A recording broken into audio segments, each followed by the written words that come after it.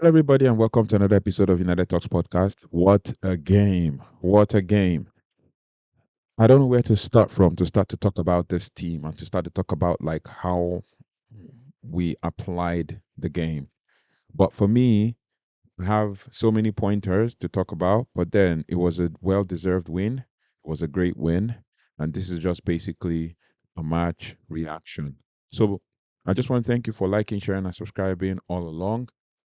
Today we're going to be doing a match reaction or match review of the game, the Manchester United versus Rangers Europa League group stage game. So, from my own assessment of the game, it was a good game. Started with a bit of control. Rangers had few chances here and there.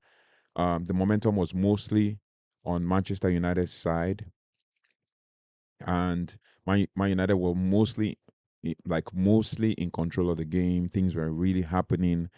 Finished the game basically with an expected goals of 2.79, but like the game was, just Man United was just in control of the game from beginning to the end. For the most part, for the most part, the first half, there was nothing much, to talk about. Basically, if you look at it, you could tell that Manchester United was trying to control the game and get a feel of Rangers. And I was surprised that Rangers started with a back three. So they started with three, kind of like matched our formation, but in a different way. They matched our formation with well, differently in the sense that they kind of played a false nine and a nine in the person of, or two false nines as the case may be, with in the persons of Igamane and Beirami. But when you look at it from, from the way the game went, they played three at the back with Balogun, Proper, and one player. I think they started with Balogun, Proper, and someone. Well, they ended up, yeah, Balogun, Proper, and Hefty Yefty playing as the three at the back, with Yilmaz and Tavernier playing as the wing backs. And then they had Kearney, Baron, and Rashkin playing in the mid. And then they had Berami and Igamani playing as 1-1. So it was like a 3-2, 3-2, or 3-5-1-1 or something. So it was pretty interesting to see that they were trying to match our formation. And then it kind of changed back at some point when they started having injuries to like player like Balogun, and they had injuries to Cherny as well. And then they brought in young players and moved Tavernier to centre back and all of that. But they played three at the back. This I can tell you for a fact. They kind of matched our formation. So it was pretty interesting to see how the game panned out. And then to now see that Manchester United were trying to get a feel of the game. And I was pretty impressed with where Ruben Amorim featured Christian Eriksen. I was pretty impressed with where Ruben Amorim featured Christian Eriksen. Up top, like in one of the two tens with Ahmad and with Ganacho and Eriksen playing together and behind Xerxes. And then we had Recolia and Bruno Fernandes in control of the game. And we need to give credit to where credit is due. Toby Collier, decent, tidy, simple game. Like he kept it ticking. And the truth about it is, I wish that Manchester United would have done it better, like in throughout the game. It felt like we were a little bit lethargic. It was quite slow. First half was a bit dead. I was looking for life. I was looking for like a jolt. That is where Ruben Amorim has always said that he wanted his team, to pick up the pace, like get jolted up and all of that. But I was looking for that. I was looking for like something to kind of get the team riled up and gingered, but I wasn't seeing anything. So I was a bit worried. I was a bit worried about the first half, particularly. You had we started with Bander in net, who had a good game, by the way, couple saves in the first half, and then Lenioro, Mates Delict, and Lisandro Martinez, who also had a good game. And I noticed something in the game, and I don't know if any of you have noticed this. Anytime we got Martinez on the pitch, it seems like we have some kind of control. especially on that left hand side. It feels like we're defending better, but it feels like we're also having some kind of control. It feels like there's some kind of maturity. There's no rashness in response. Like even with the way we play and all of that. Lenioro kind of had a good game, had an okay game, but with Licha, it felt like we had a bit of control in the game. Like there were times when he would run through the middle. There were times where he would kind of like um, control the game and play to the side and all of that. Then Ahmad Diallo was being marked by two or three players at one time. Toby Collier missed a bad pass that led to missed a bad pass from Delict, and I'm sure that's part of the reasons why Amorim got annoyed and kind of hooked him or something at halftime, amongst other things. But Toby Collier got a bad pass from Delict, pressure pass with three players on him. Bad touch, he lost it. So I think there were just two times that I saw Toby Collier lose the ball. And that is, I've been waxing lyrical about it. If you have not, go watch that video I posted about Toby Collier. I've been waxing lyrical about him and how he applies his game and all of that. Pretty simple, straightforward, aggressive, defending when needs to be defending, when he needs to be defending, no pressure, no like, rash ball loss or anything, except for that one time when he had the bad touch, and the second time when he tried to pass the ball to Ahmad in the second half, and then he's probably slipped and missed the ball.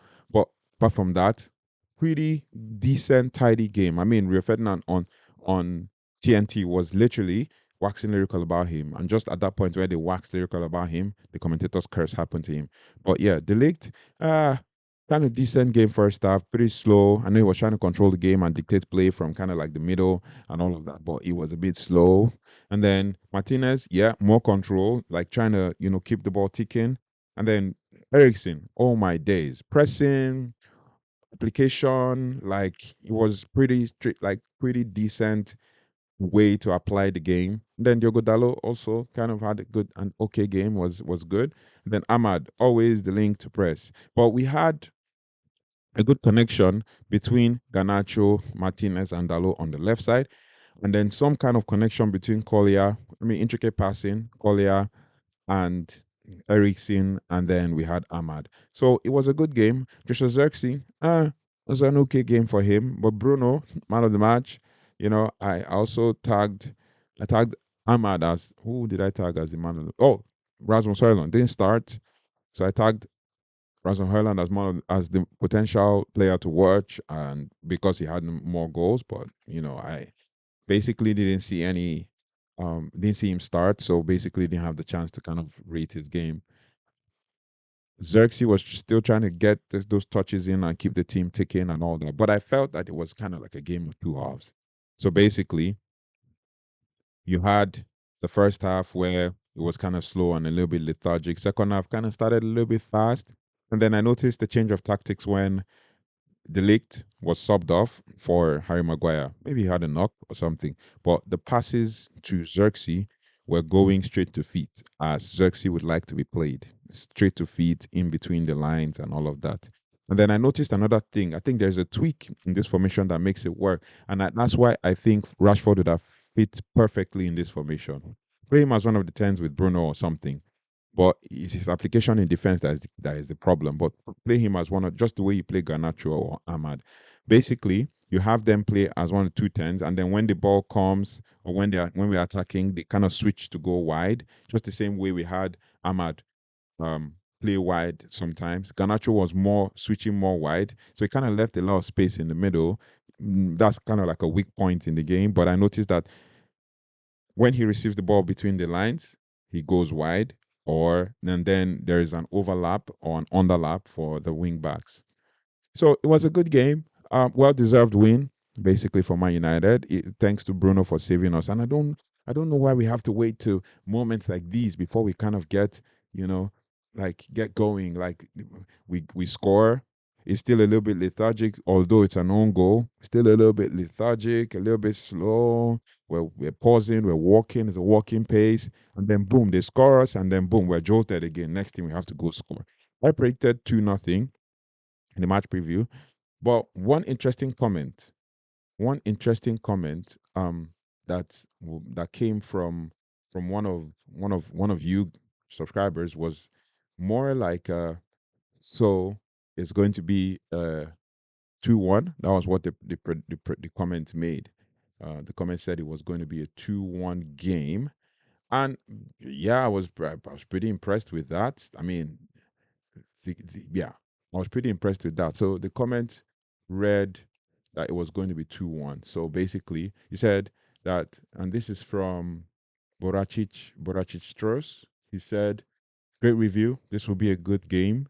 Two great international British teams. Rangers will score first, but United will win 2-1. But this time around, Man United scored first, even though it was technically Rangers that scored first. So good prediction through Jack Butland, was a former Manchester United goalkeeper. And then um you had Bruno scoring again. And then you had the Dessers, who is someone I said we should watch out for. Cyril Dessers. He scored a very interesting goal, like very wonderful goal. Another moment. I don't know if everybody noticed this, but we played the Arsenal like set piece setup, basically. And from the first attempt of trying that, we scored. And then next thing you see, they blow against us. Someone gets touched, very soft touch. Even Rio Ferdinand said it. A very soft touch at the back, and boom, he's gone down. So I don't know basically how we can. And I noticed a variation to that kind of play where instead of going far back to the back post, like out the post and running in, it felt like we were running from like by the goalpost and then running in and causing confusion. I mean, Toby Collier applied that pretty well when he helped us that we scored that first goal. And then the second time, he also jumped as high and jumped first before the goalkeeper, before Jack Butland.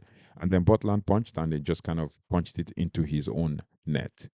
But yeah, Rangers scored first, Rangers scored second, and Manchester United scored third. But the truth is, I think we needed that win. Now that win takes us up to fourth, just behind Athletic Club, Frankfurt, and Lazio.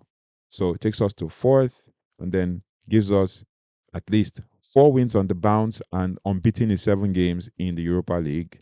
We scored 14, conceded 9, and our next game is FC Strasbourg, FSB. So we'll go into that game with so much confidence, and FSB are basically trying to vie for that 8th spot. So it's also going to be another interesting game, and we need to ensure that we win that game. So FSB are basically having 14 points, Man United are having 15 points. So we need to win that game. There's so many things to talk about, but I think we're going to kind of address it a little bit at the 7 takeaways. But yeah, it was a good game. Nothing very like I felt like the players needed to do more, like a little more, just a little more. Yeah, 7 unbeaten in the Europa League, 3 draws, 4 wins.